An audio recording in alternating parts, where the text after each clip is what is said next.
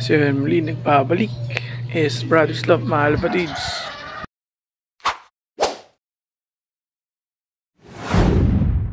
So yun mga kapatids, third lap na natin sa GRPL Old Bird, mga kapatids. So sinakay nga natin si Terminator nung Friday, mga kapatids. So abangan nga natin ngayon Sunday, and live pa nga siya, mga kapatids. At sa 4 laps sa Hacienda, mga kapatids, top 6 na siya. So sana mag-lock siya hanggang sa dulo. So konti na lang, mga kapatids, matapos na yung 4 laps sa Hacienda. So abangan nga natin 11:56, mga kapatids. So start na yan yung abangan natin, ilang minutes na lang. So wala pa nga, ilan pa lang nagkakalak sa amin. So 1-2 plus na yung mga speedan ng mga yan. Kaya mga kapatids, peace. So mga kapatids, time check 1:14, mga kapatids. So 900 plus pa speedan dito sa area natin. So 27 pa lang nagkakalak sa buong club ng GRPL, mga kapatids. So yung bitaw nga is San Andres, Quezon, mga kapatids.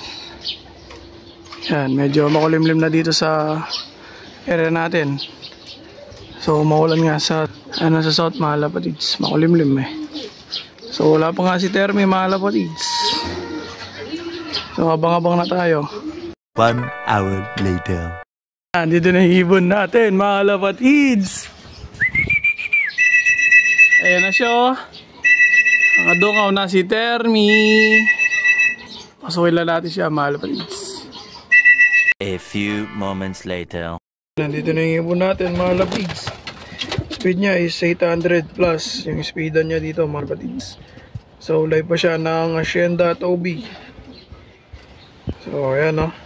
Mag-iisang nilalaro natin, mga kapatids. Galing north to, pinishare na north. So nilalaro natin ngayon ng south. Yung bitaw nga nila kanina is San Andres, Quezon, mga kapatids. Yan si Termio. Okay, recover na natin yan to, mga kapatids. So gidagit sa Mitos at sa 4th lap.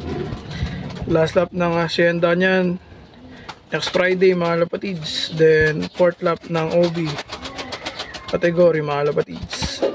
So sana mag-speed pa siya na mabilis para makapesto tayo ng 4 laps sa Hacienda, mga kapatids.